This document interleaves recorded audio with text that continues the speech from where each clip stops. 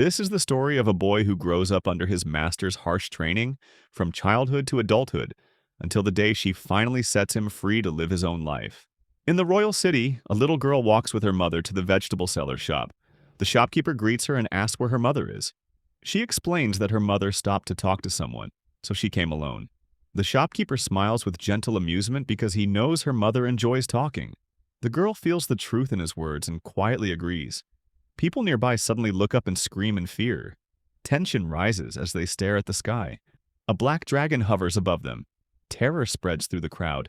The sight shakes them because it is one of the Demon King's strongest familiars. Panic settles in as they realize they have no way to escape. Magicians arrive and tell everyone to move back.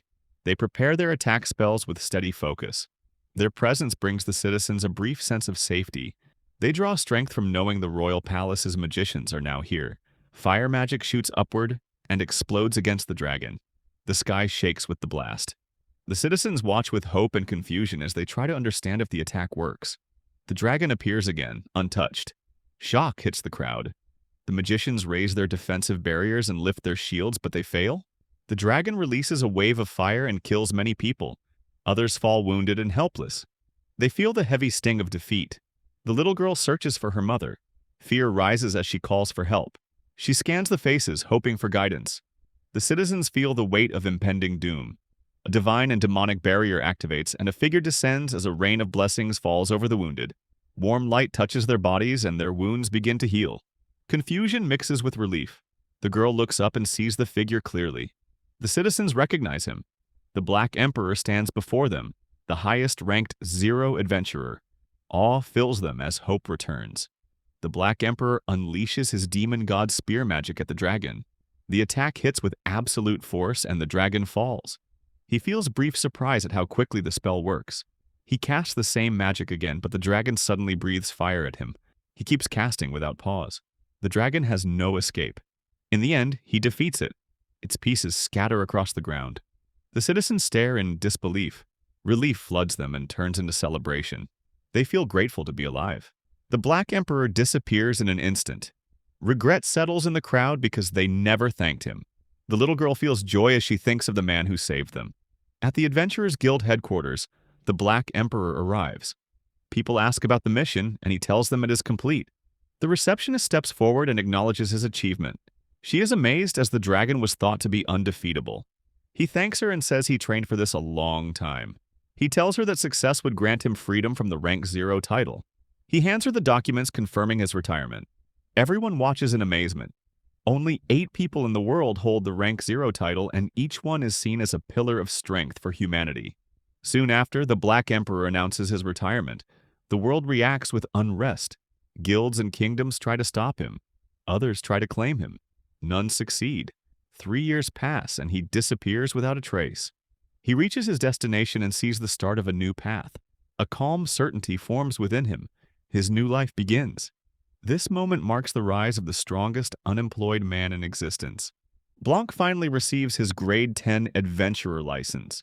He learns that the plate they infuse with mana becomes an official government license. They tell him to keep it safe because he will need it when accepting or reporting requests. They ask if he has any questions. He simply thanks them. The girl apologizes for introducing herself so late.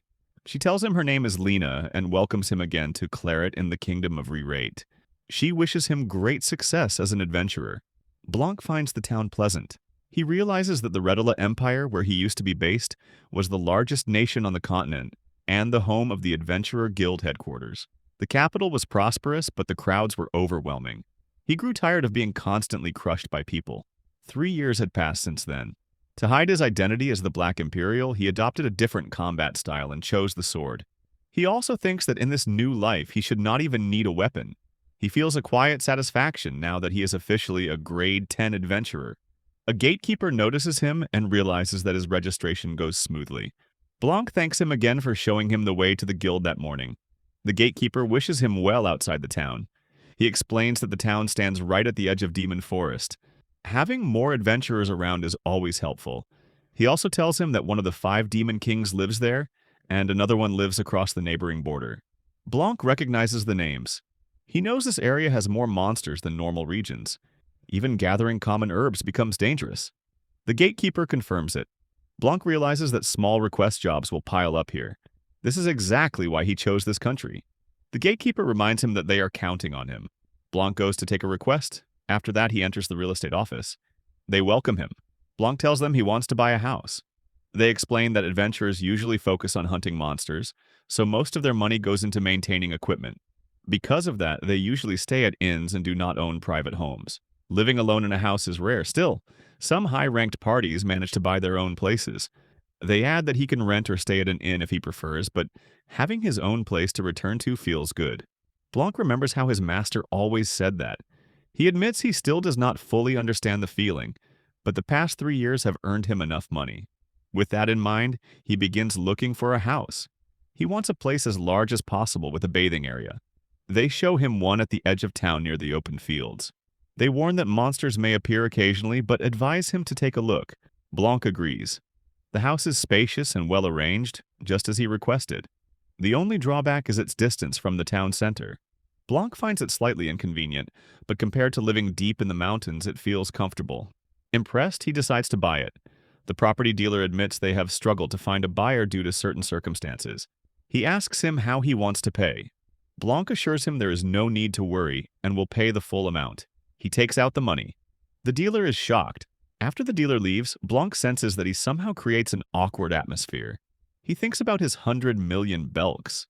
Carrying 1,000 gold coins is troublesome, but buying such a fine house feels easy. Compared to the 10 billion he earns from hunting one dragon, the house is cheap.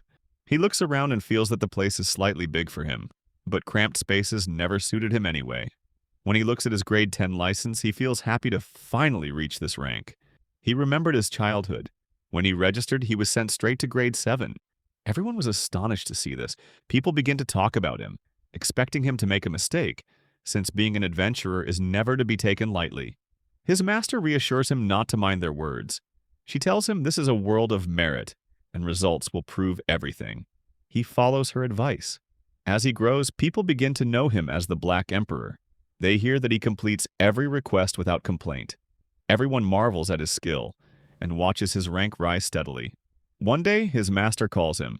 She tells him that his final task as her disciple is to defeat the Black Dragon, a servant of the first Demon King. She explains that once he accomplishes this, he will be free. Blanc is stunned by the promise of freedom and wonders what it truly means, but he obeys his master and sets out. Another woman summons him, saying a great figure requested him by name. Because he never refuses or fails a task, he becomes a legend. Blanc calmly says he only does what he is told. Suddenly he sees small children running joyfully, announcing the completion of their request. The woman warns them that running inside is dangerous. Blanc watches them and asks about them.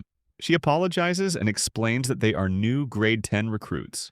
Seeing Blanc start at grade 7, she adds that these children cannot face monsters yet, and gain experience through basic tasks like gathering herbs and cleaning the town. Blanc is surprised. They do not fight monsters, yet he realizes adventurers are meant to hunt Demon King beasts and explore unknown lands. He wonders if such small tasks have any meaning. He observes people thanking the children, telling them that their help has been valuable. The children beam with pride. Blanc realizes that even small tasks matter. Herbs turn into medicine and clean streets prevent disease. The smallest work still makes a difference. The children are helping not only adventurers, but ordinary lives as well. He realizes he never truly helped anyone and cannot understand what he was doing. He knows an adventurer's purpose is to hunt monsters. In that sense, he has done his duty by taking down high-ranking targets for the nobles. Yet he cannot grasp what it all truly means. He recalls hunting elite monsters for the nobles. These creatures live far from human borders, and without official requests, they would never be hunted. The monsters he defeated became rare items for collection. People sought them only out of greed without true purpose. He wonders who the boy with genuine desire once was. He wishes to do something that truly helps someone. He decides to take tasks that truly help people. Yet as a grade 0 adventurer, he cannot ignore the endless noble requests, and the guild forbids lower grade work. Only his master gave him freedom. Now, looking at his grade 10 license, he realizes that she had understood everything long before. She prepared his heart to heal. In the past, he fought with emptiness and numbness, listening to nothing. He did not even know who he was. He feels that when he first regained awareness, he was already with his master. He has no memory before that. He wonders who he truly is, yet he also understands that it no longer matters. Looking at his license, he feels the weight of being a grade 10 adventurer. Today, he will submit his first request. He knows this is the perfect moment, the start of his freedom, and the request must be worthy. He thinks of his master and wonders what she is doing right now. In her mansion, she senses the unwavering persistence of Chairman Vulcan. He remarks that she already knows why he has such a remarkable disposition, and adds that they will inform her of the Black Imperial's location at Sword St. Cloel. She remains calm and dismisses his insistence, noting that 3 years have already passed. Hearing this, Vulcan suddenly becomes intense and informs her that they have countless requests regarding the Black Emperor. She calmly asks why he is so insistent and suggests assigning another special grade adventurer. He assures her they will not. She explains with calm certainty that it seems he does not want to send them. Hearing this, he grows more frustrated, and she makes him realize that he is essentially threatening someone. He recognizes it but cannot act. A strange pressure settles over him. He cannot respond and feels the weight keenly. She reminds him that this is the difference between a Great One and a Great Zero adventurer. She reminds him that she is here only because of past responsibilities. Otherwise, overseeing them would be trivial. He replies that this is why the Black Emperor's presence is necessary. Even as a special grade adventurer, he accepts their tasks. She asks him what all of this truly means, and makes him understand that Blanc was never meant to rise to their level. Now that he has gained his freedom, no one has the right to interfere. She begins to leave. He tries to stop her, but she departs. Alone, she thinks of Blanc and feels that as long as he is safe, nothing else matters. Relief fills her as she realizes her responsibilities here are complete. She senses that it is finally time to meet him on her own. Meanwhile, Blanc has already received the grade 10 requests and carefully considers where to begin. Blanc notices that grade 10 requests are rare and unpopular. Hunting requests start at grade 9. The higher the rank, the fewer the requests, while lower ranks are always busy with hunting tasks. He decides to begin there. Lina notices his choice and tells him he is submitting a request to gather Arya grass. She takes his license and request form, puts them in a box, and gives him a card. She explains that the request is accepted and recorded on his license, viewable at any time. He watches and notes how smoothly the system works, curious about the boxes used. He asks to see a sample of the Arya grass. She agrees and shows him the grass, pointing out that it is easy to identify because there are 2 distinct types. He feels uneasy. Sometimes knowledge surfaces in his mind that he wishes he did not have.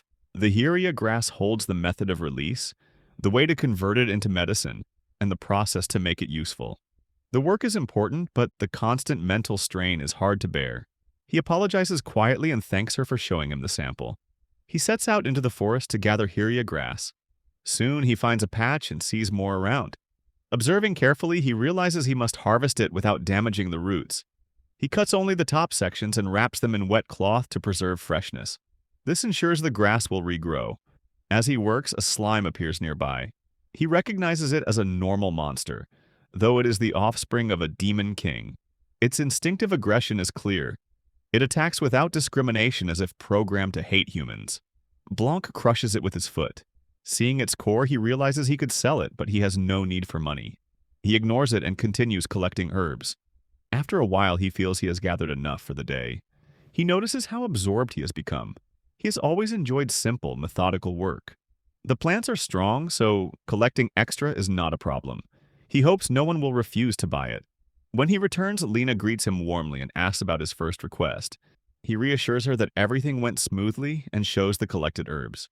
She is surprised by the quantity. He admits he may have collected more than needed.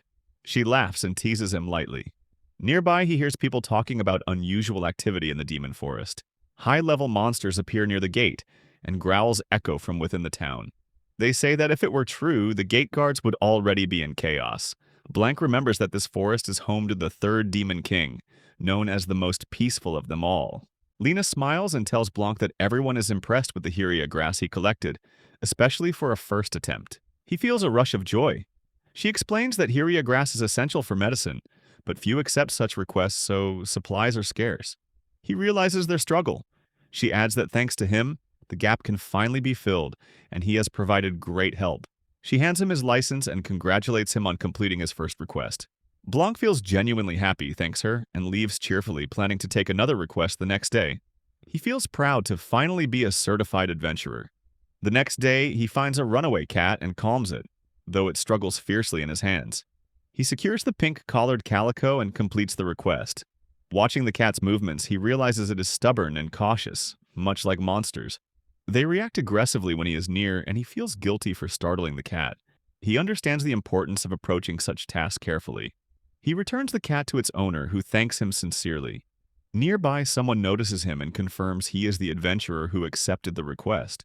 The man introduces himself as Belmo, head of the Belmo Training Company. He explains the task is just loading goods onto a cart, but Blanc is the only one willing to do it.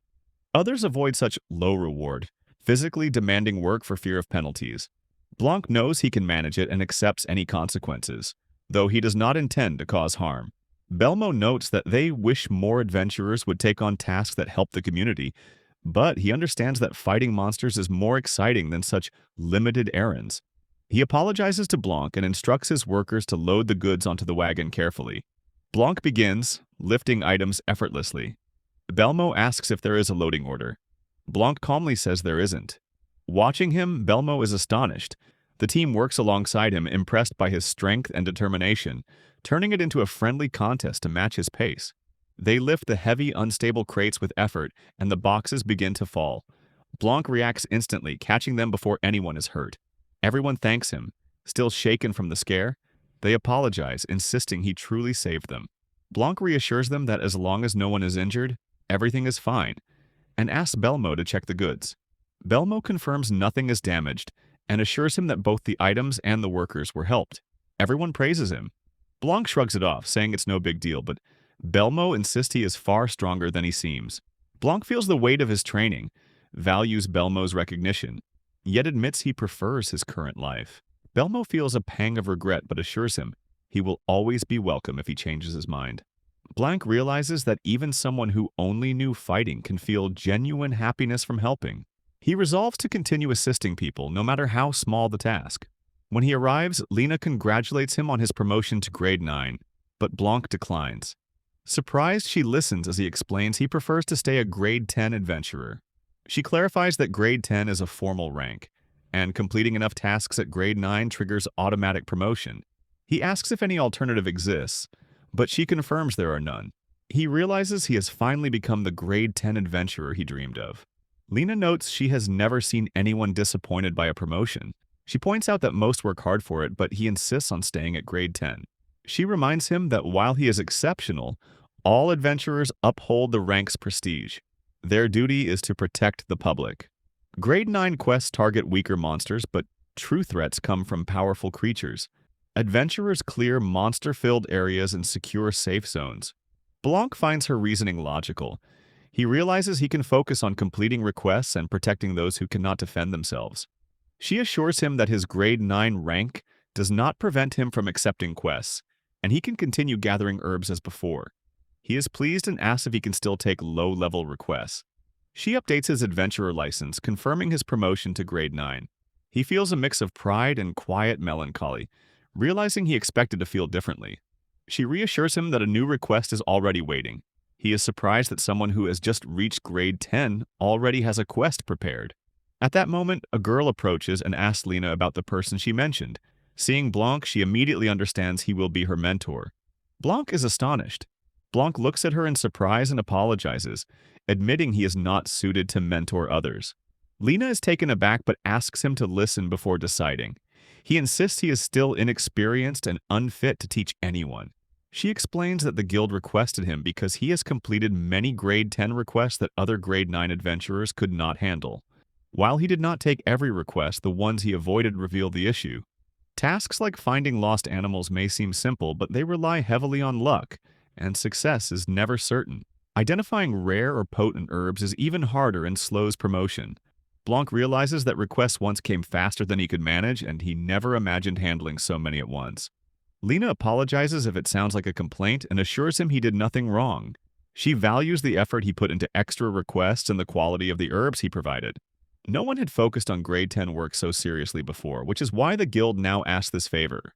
She asks him to share his skills and assures him the guild will acknowledge and reward his help. He understands that he can teach, even if he doubts how well he grasps his own knowledge. He accepts. She smiles with relief and thanks him. At that moment, his mentee arrives and introduces herself as Arya. She admits she is inexperienced but promises to try her best. Blanc tells her not to worry, but she insists it matters because she is learning from a senior. He notices her resolve and understands that while many avoid minor requests, her dedication shows real commitment. She promises to give her best. Lina tells her that Blanc is a little different, but his skills are trustworthy and instructs her to take care of him. Arya gladly joins him. On the way, Blanc begins teaching her how to handle grade 10 herb requests. She admits she only knows Hyria grass. He starts there, showing her how to cut it without pulling the roots so it can regrow. He teaches her to wrap fresh herbs in damp cloth to preserve them. Arya is impressed. He explains that herbs can be soaked in water for transport, but this is not ideal because Hyria grass, like many herbs, is rare and delicate. She gains confidence and realizes he truly is impressive, just as Lina said. She admits she never considered what to do after harvesting. Blanc explains that even simple grade 10 work demands care, because small mistakes cause problems later. She laughs at his warning and asks him to teach her more. Blanc points to the grass near her feet. She startles and asks what it is and how to cut it. He explains that the stem has not hardened yet, so only the top should be harvested.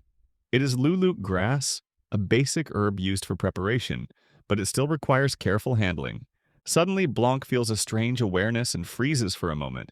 She notices and listens closely as he warns her not to use the herbs without proper preparation, explaining it could ruin their quality.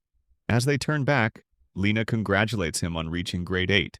He thanks her and asks about advancing further, but she reassures him that promotions follow the rules. She notes that since he began guiding Arya, her progress has been astonishing, reaching grade 9 in a short time. He feels a pang of worry, fearing Arya might feel overwhelmed, but Lina assures him she is genuinely happy. She explains that this was a trial case and now early guidance is becoming a formal part of training, which Blanc finds encouraging. Lina warns that one day he may fully accept the role and hands him a combat request to process. Blanc notices people talking about him, viewing him as someone who avoids combat requests and focuses only on simple tasks. They realize that while others rush into hunting, his approach is different, yet the guild values him greatly. Recently, they even asked him to guide a young girl. Blanc feels uneasy at these thoughts, but Lina encourages him not to let it affect him, reminding him that even simple tasks are valuable to the guild. She hands him the license and he begins to leave, noting quietly how peculiar he seems. Suddenly, another receptionist, Rena, pulls Lina aside and whispers that Blanc is the man behind all the rumors. He takes insults without reacting. She notes his grumpy look, low energy, and messy hair. He is not unattractive, but his vibe spoils it.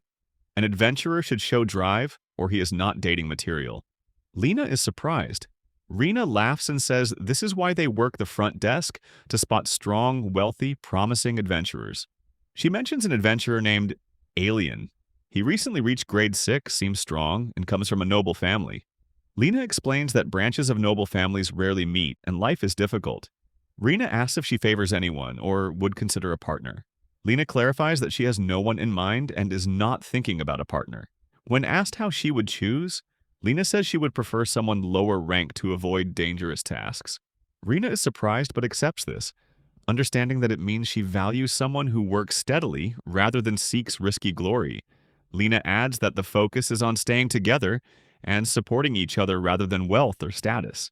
Lina casually reminds her that her father was an adventurer who died on a mission. She explains that everyone admired him for his bravery and skill, but all she ever wanted was simply to be with him, not for wealth or fame. Hearing this, Rena realizes that dating an adventurer wouldn't be impossible if she chose to. She adds that if the adventurer is someone surrounded by rumors, there may be less to worry about. Rena notices that her thoughts immediately drift to him, but considers how someone without a secure future could manage. She gently reassures herself to choose someone who can truly make her happy. Meanwhile, Blanc continues his work and notices Arya nearby. He apologizes if she expected a combat task, but she reassures him it is a simple collection mission in the Demon Forest. She admits she's never gone there alone and feels nervous, hoping he will accompany her. Blanc realizes he has never been there either. She reassures him not to feel pressured, and he promises they will handle the task immediately. Arya thanks him happily, impressed by his speed and skill. Watching him, she senses the physical strength required even to reach grade 8. and she doubts her own ability to match it.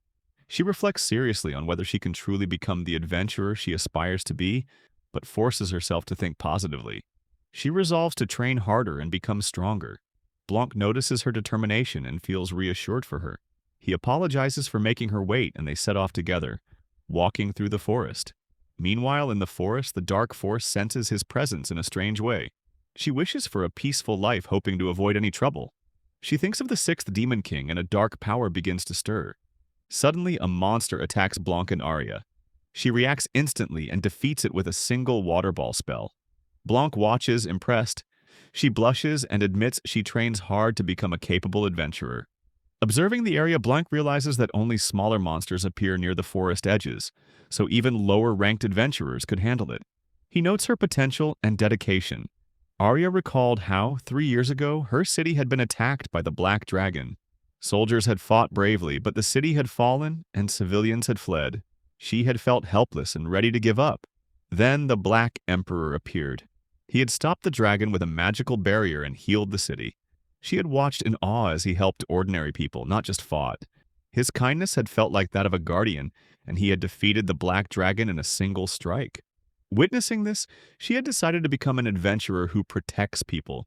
Blanc feels a strange warmth realizing his actions once inspired someone. As they move through the forest, Blanc observes her and praises her sword technique. They spot olem fruits on the trees. He explains how to handle them carefully, warning against pressing too hard or letting long stems damage other fruits. She promises to be cautious. Meanwhile, the dark force in the forest senses Blanc's presence. The magical pressure feels even stronger than the Black Dragon. She realizes that the third demon lord resides here and wonders if this is his presence. Despite the foreboding, Blanc senses no hostility, and the forest itself remains calm. He urges Arya to return before nightfall, but chooses to observe quietly for now. Blanc raises his sword and skillfully harvests a large number of olem fruits without damaging the stems. Observers are amazed at his precision. Blanc notes the toughness of orange stems, realizing cutting them by hand is demanding. The workers celebrate finishing the harvest in record time thanks to him, and invite him to work in the orchard full-time.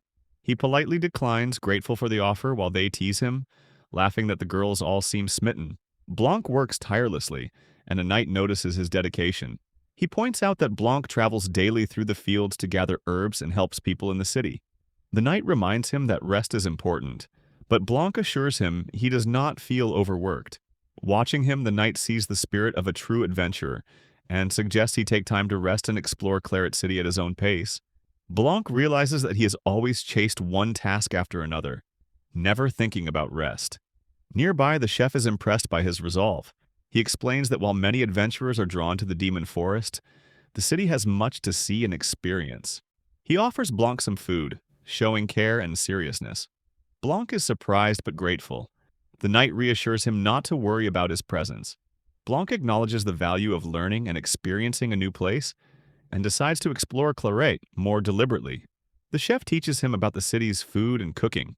He emphasizes how his efforts in gathering herbs have helped the community, providing a steady supply of medicinal plants that were once scarce. Blanc accepts the meal as a small token of gratitude. Seeing him enjoy it brings happiness to those around him, who tell him he may eat as much as he wants. They express a wish for more adventurers to take requests seriously, noting that promotions and rewards often follow such diligence. Blanc finds the food delightful, realizing he has never enjoyed meals like this before. He understands that his past lack of joy came from his master's strict training. The chef warns that monster hunting can be brutal, and the knight confirms that it tests an adventurer's spirit. Blanc notes that even small tasks can be demanding, which makes him feel both humbled and accomplished. The knight advises him not to stress Lina, who had been tense that day. Suddenly, townspeople gather to thank Blanc and offer rewards. A woman standing at the herb shop watches the scene, realizing it has become extraordinary. She wonders if he might accept more gifts. He tells her her gratitude is enough. He asks about plants suitable for backyard farming, and she guides him. He decides to try it, seeing potential in cultivating herbs at home. She instructs him on growing nutritious crops efficiently, which flourish quickly even with minimal care. He eagerly acquires seeds and plants them at home, enjoying his first real moment of rest. Meanwhile, in the forest, a dark, oppressive power presses down, overwhelming and crushing. Humanity feels helpless against its sheer despair. After giving him encouragement, Lina assigns Blanc another task. He must collect 1 fruits in the demon forest. She adds that Arya took the same task some time ago and says he might run into her there. She also warns him that the demon forest is dangerous, even near the entrance. He thanks her and leaves. Once he is gone, she grows quiet, lost in thought. She wonders why Rina said all those things and feels an unfamiliar nervousness within herself. She reminds herself that Blanc has no reason to care about her. As she turns back to her duties, shocking news suddenly spreads. Chaos erupts as a tyrant golem appears in the demon forest. It is a grade 3 monster. People avoid the area, stunned that such a powerful creature has appeared near the entrance. Reports like this rarely come even from the deepest parts of the forest. The situation leaves everyone confused. Soldiers have already been alerted, yet now there are reports of 3 monsters. People struggle to believe that creatures of this level exist here. The branch leader addresses the crowd and confirms the emergency. He warns grade 8 adventurers and below to stay away, and instructs higher grade adventurers to prepare carefully. Some remind him that even a strong fighter cannot face a great monster alone. He stresses that this is a mandatory emergency under guild regulations. Junior adventurers panic at the news, but their seniors calm them. They quickly move toward the forest. Lina informs him that grade 8 and 9 adventurers are already in the forest on missions. He is surprised knowing that monster hunts usually start at lower ranks. She explains that this is the same Olem fruit collection request, starting at grade 9. Most lower-level adventurers take hunting requests in the fields and level up quickly, but this time, timing is dangerous. They often pick small tasks instead of facing harder challenges. Hearing this, the branch leader immediately thinks of Blanc, remembering how he values even the smallest tasks and handles them with care. Lina reassures him that Arya sometimes takes hunting requests. Blanc carries a sword, though he has never used it. The branch leader apologizes, explaining that right now they cannot worry about them. Lina feels the tension deepen. The branch leader stresses that in emergencies like this, lower-level adventurers cannot be sent to dangerous areas. At most, they can investigate and monitor. A capable adventurer is expected to protect themselves. Protecting the city comes first.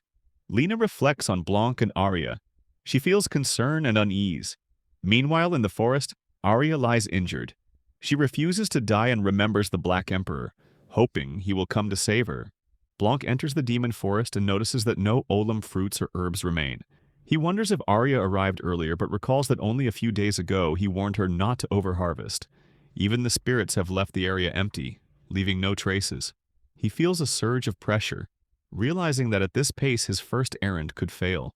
A wave of responsibility settles on him. He understands that he has fully committed himself to being the guild's reliable errand adventurer and cannot afford to lose the trust of the townspeople. Suddenly, he senses a powerful monster nearby, above grade 3. He knows that monsters above grade S rarely enter this forest. It becomes clear to him that this creature is far beyond what ordinary claret adventurers can handle. As he focuses on the monster, he estimates its threat level at grade 3. It is plant-based, part wood, part nut, part golem, drawing life energy from the forest. Blanc watches the surrounding plants wither, realizing the creature feeds on the forest's magical vitality. He suspects it has been hiding in unmapped parts of the forest. Even simple tasks seem impossible while it lingers. Blanc resolves to defeat it quickly and return to his routine duties. Suddenly, he notices movement nearby. He rushes forward and finds Arya unconscious in the monster's vicinity. Alarm strikes him. He moves swiftly, lifts her, and immediately gives her a healing potion. He watches her condition stabilize, relieved that he always carries a high-quality potion, even though he himself has never needed one. Even after saving her, he feels a lingering presence. The mist and forest energy remind him of a warning from his master, though he cannot recall the details. He plans to ask about it next time they meet. He lifts Arya carefully and begins moving toward the city, alert to any movement behind them. Blanc quickly lifts her and searches for a safe spot, his mind racing as he struggles to understand the chaos in the forest. He senses that the situation is far worse than he imagined. The monster attacks again. Blanc realizes that if it were a lone creature, it might have simply strayed from the forest's depths. But the speed and coordination of this assault are unlike anything he has seen. He has never heard of golem-type monsters moving so aggressively, and it unnerves him. A thought flashes through his mind that someone or something might be controlling them. He apologizes to Arya, reassuring her that he will end this quickly. Lifting her, he advances, clearing the path with his sword. The attacks continue, but Blanc senses that the monster's strength, though overwhelming, cannot harm him directly. With careful strikes, he pushes forward, protecting Arya. He realizes he has not yet reached his master's threshold, but the delay does not faze him. After defeating the monster, he pauses, considering what to do next. Suddenly, he remembers Lina seeing him defeat 3 tyrant golems. She will notice the immense power he had hidden and congratulate him on his promotion, noting that he can no longer take low-rank errands and pointing to the pile of noble commissions. The thought shocks him. He must erase all evidence. He realizes that Arya saw the tyrant golems with her own eyes, and even if he destroys their physical forms, their magical essence will remain. He knows the only way to fully erase it is to use a special arcane magic that only he can wield. Memories of his master's strict warning against using it weigh on him. He checks Arya, noting that she is unconscious and that no one else witnessed the chaos. He resolves that if he clears everything now and returns, the situation will stabilize. Just as he begins, a strange, powerful energy suddenly surges around him, halting his actions. Blanc senses a force far stronger than the tyrant golems or the black dragon. The magical energy is unlike anything he has felt, exceeding even great zero threats. Strange remnants float around him, and the forest seems alive with the traces of an unseen power. He realizes he has never encountered anything like this before. Suddenly, a massive monster attacks. Blanc immediately braces himself, meeting it head-on with his sword. He senses the creature's body, its form solid, yet its strength and resilience have grown unnaturally. It has absorbed vast magical power, feeding off the forest itself. Blanc recognizes that if he can understand its nature, defeating it will be possible. He channels all his focus, raising his sword with precise force. He strikes repeatedly, combining his skill with powerful magic. Each blow lands with relentless determination. The monster resists, but Blanc's mastery and timing exploit its weakness. With a final, concentrated strike infused with pure arcane energy, the creature collapses suddenly. Blanc feels a mix of relief and awe. The monster falls without him needing to use any forbidden power. In truth, it was a terrifying, almost spectral force, and he considers himself lucky to have eliminated all traces. He lifts Arya and spots a nearby house. He carries her toward it. A man standing close by suddenly questions them, but Blanc does not recognize him. He lays Arya down inside, and she slowly regains consciousness. Arya looks around, seeing the surroundings clearly. She realizes this must be the guild she visited for a request in the forest. She tells Lina about the extreme danger she faced from a massive golem and recounts the entire story. Lina reassures her, explaining that everything is under control now and she is safe. Arya feels relieved and asks if the guild sent someone to save her. Lina tells her that it was Blanc. Suddenly, the man outside breaks down in relief that she survived. He hugs Blanc and thanks him, admitting that he could not come himself. He explains that he is an adventurer and also part of the town. Lina then explains that the loud man is the branch leader. He is usually strict but very expressive and a fascinating character. She also confirms that Blanc was the one who saved her. Arya is stunned to realize that the one who defeated the golem in the demon forest and protected her was the same Blanc. Lina explains that when Arya first encountered the situation, the tyrant golem had already been neutralized. Arya struggles to understand what happened in the forest, so Lina explains that a large group of monsters attacked. The tyrant golem was part of that group, and Arya was knocked unconscious while trying to escape. Blanc arrived in time and saved her without taking any combat request. Arya confirms that she never saw him fight, but from the city's perspective, someone clearly battled the monsters. She notices that her injuries have fully healed and feels no pain.